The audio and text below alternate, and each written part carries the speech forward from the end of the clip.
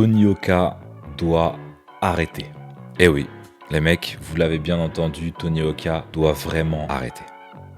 Salut les gars, salut les crocos, j'espère que vous allez bien les mecs, j'espère que vous êtes en forme. Dans cette vidéo, on va parler tout simplement de l'avenir de Tony Oka, les possibilités qu'il a maintenant qu'il a 3 défaites. Et oui les mecs, faut se rendre à l'évidence, Tony Oka doit changer énormément de choses, que ce soit dans son plan de carrière, mais aussi et surtout dans sa boxe. On va parler de ça dans cette vidéo, mais avant de commencer cette vidéo les gars, on n'oublie surtout pas, premièrement, de s'abonner et deuxièmement, on like pour me donner de la force. Troisièmement, bien sûr, on active la cloche pour être au courant des prochaines sorties les gars. La vidéo commence maintenant.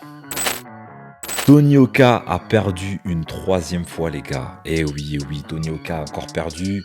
La première fois c'était contre Bakole. La deuxième fois contre Carlos Takam. J'étais au bord du ring, j'ai vu la défaite de mes yeux, l'écart de niveau et puissance, je l'ai vu, j'étais au bord du ring. Maintenant, Riyad Merhi. Je vous rappelle, pour vous remettre dans le contexte un petit peu les mecs, Riyad Merhi n'est pas un pur poids lourd. Il l'était, rappelez-vous, dans des catégories inférieures. Donc il est monté petit à petit. Rappelez-vous de la bataille qu'il a menée contre Arsène Goulamirian, un super combat, mais il a même perdu contre Goulamirian. Après ça, Riyad Merhi est aller à l'aventure et s'est aventuré dans la catégorie des Bridgerweight. Rappelez-vous bien, la catégorie des Bridgerweight. Bravo à lui, c'est honorable, il fait les choses avec une certaine logique. Parce qu'on ne monte pas, on n'arrive pas dans la catégorie reine comme ça.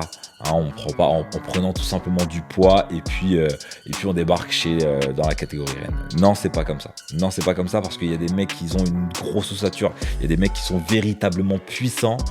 Et c'est vraiment la catégorie, je dirais même la plus dangereuse de la boxe, c'est la catégorie des poids lourds. L'impact des coups, vraiment redoutable. On revient à nos moutons. Tony Oka a perdu une 3e fois contre un mec qui n'est pas sous les feux des projecteurs. Il y a énormément de doutes sur Tony Oka. Le premier à comprendre et j'avais même compris depuis le début. Hein, pour ne pas être médisant, mais ça fait très longtemps que je dis que Tony Oka n'est pas dans la bonne catégorie et n'est pas réellement un poids lourd. Rappelez-vous de la vidéo que j'ai fait il y a quelques mois après la défaite qu'il a subie contre Carlos Takam, donc après la 2e défaite de Tony Oka, j'ai parlé de cette possibilité qu'il avait de partir des poids lourds, donc de sortir et d'arrêter avec les poids lourds, hein, et de se ranger et d'aller chercher un titre dans une catégorie inférieure, donc dans une nouvelle catégorie, hein, parce que la catégorie inférieure, il y a des possibilités. Si vraiment il avait envie d'obtenir des ceintures, si vraiment il avait envie de réussir, hein, bon je dis pas qu'il n'a pas envie, mais quand on tombe sur des os, eh bien, il faut trouver des raccourcis, il faut trouver, bien sûr, et revoir des choses, donc il faut trouver des solutions. À voir, hein, je connais pas tout de cette possibilité-là, mais je la remets encore une fois sur table. Tony Oka doit arrêter avec les poids lourds et Tony Oka doit aller chercher une ceinture, un titre chez les Bridgerweight. Hein, il doit descendre en catégorie, il doit partir de chez les poids lourds parce que ce ne sera pas possible. Mais il n'y a pas besoin d'être devin pour pouvoir voir tout simplement et constater que Tony Oka ne supporte pas les coups des poids lourds. Pour moi, c'est la solution. Hein. Une ceinture honorable en plus, qui a une belle histoire qui a été créée, je vous le rappelle, par hommage de ce petit garçon qui s'est sacrifié pour sauver sa petite sœur. Hein. Et du coup, voilà, ils l'ont surnommé la catégorie des Bridgerweight. Et du coup, pour le coup, ils ont créé une ceinture WBC des Bridgerweight. Donc c'est pas rien, Hein. Donc voilà, donc ça c'était pour le côté plan. Maintenant, au niveau technique, là ça crève les yeux. Tony Oka doit changer énormément de choses techniquement dans sa boxe. Je suis pas boxeur professionnel. Je ne suis pas boxeur professionnel. J'ai pas cette prétention de dire que je suis meilleur que Tony Oka. D'accord, j'ai pas cette prétention-là. Mais j'ai un avis. Hein, j'ai un avis et je ne pense pas être fou dans ce que je vois. Ok, Tony Oka fait d'énormes erreurs. Il fait des erreurs et bon, je dirais plutôt qu'il a des très mauvaises habitudes. Voilà, parce que à partir du moment où tu es un grand,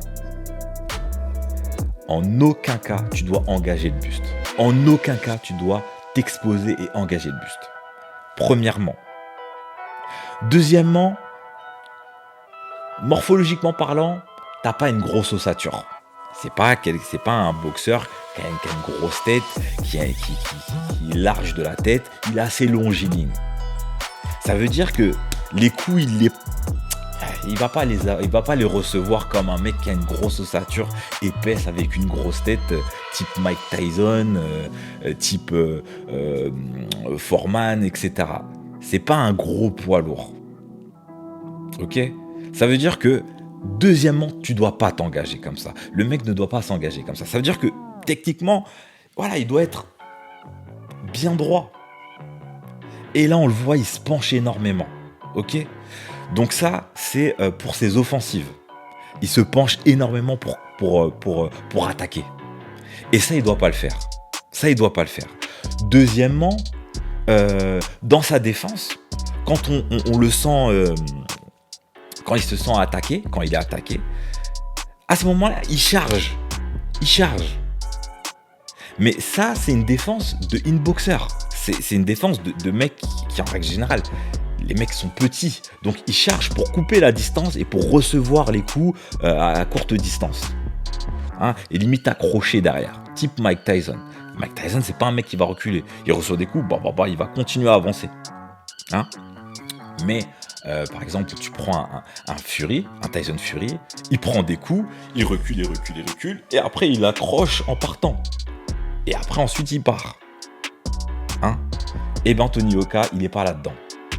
Lui, il charge comme ça, et en fait, finalement, il a des trous partout. Il y a des trous partout parce que c'est pas un inboxer, ni dans sa morphologie, ni dans sa technique, ni dans sa tactique. Ça veut dire qu'il y a des erreurs. Il y a des erreurs. Ensuite, la position de ses jambes. La position de son buste. Il est un peu tordu. Si vous regardez Tony Yoka, il est un peu tordu comme ça. Si vous regardez, il est un peu comme ça. Il est un peu tordu comme ça. Et là, il y a un déficit. C'est-à-dire que l'équilibre, il est pas bon. L'équilibre, il est pas bon. Il peut pas utiliser toute la puissance qu'il y a dans ses jambes dans cette position-là. Il est comme ça. Il est comme ça. Ça, I don't understand. Je ne comprends pas. Ça veut dire qu'il y a beaucoup de choses techniquement à revoir. Et après, voilà, on va pouvoir dire, les gens diront, ouais, mais pour qui il se prend ? Je pense qu'on peut tous avoir un avis. On l'a devant nos yeux parce qu'il est à l'écran et on peut analyser. Et là, c'est ce que je fais. J'analyse techniquement ce qui va pas. Et il y a des choses qui vont pas. On cherche des solutions. Ok ? Donc voilà, Tony Yoka n'est pas à sa place dans la catégorie des poids lourds. C'est malheureux parce qu'on aurait aimé, comme je vous ai dit, avoir un champion. On aurait aimé avoir un champion. On a beaucoup eu d'espoir autour de Tony Yoka. Champion olympique, etc. Mais non, c'est pas un vrai poids lourd. Ça veut dire que là, il a un nouveau coach. C'est une très bonne chose. D'ailleurs, si je devais dire un point positif, c'est vraiment cette sensation que ce corner a. D'accord ? C'est la sensation que j'ai de ce nouveau corner, de cette nouvelle équipe qu'il forme avec son nouveau coach. J'ai senti son coach très dans une volonté de rassurer. Même si il était dans une mauvaise posture, quand Tony Yoka était dans le coin, je le sentais pas inquiet parce qu'il était rassuré de son coach. Et on voyait dans les yeux du coach cette volonté d'apaisement, d'apaiser.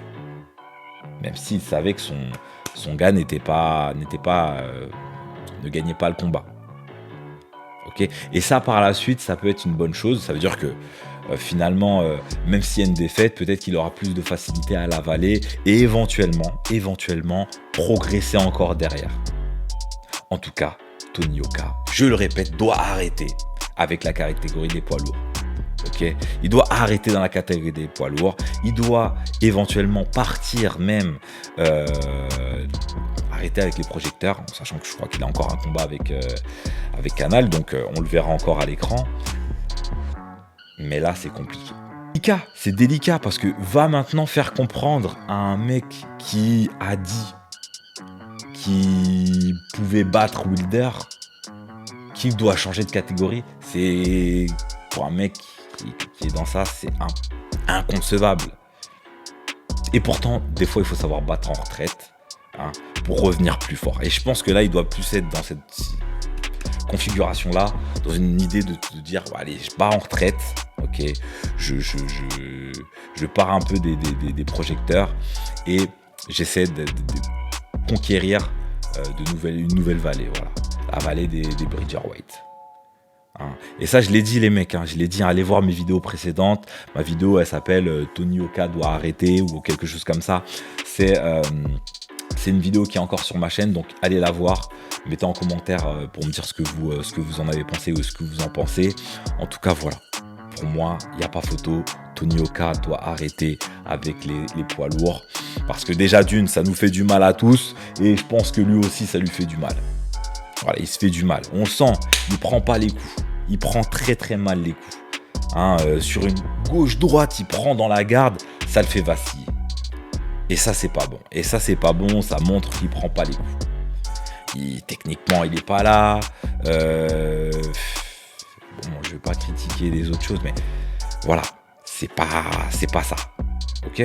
Maintenant, on a envie de le voir boxer. J'ai encore envie de le voir boxer, mais je veux plus le voir en poids lourd. Pourquoi ? Parce que c'est faux. Voilà. Donc voilà les gars, on n'oublie surtout pas de s'abonner. On like pour me donner de la force. Et vous savez, avec Kingo, c'est toujours de la fight et encore de la fight.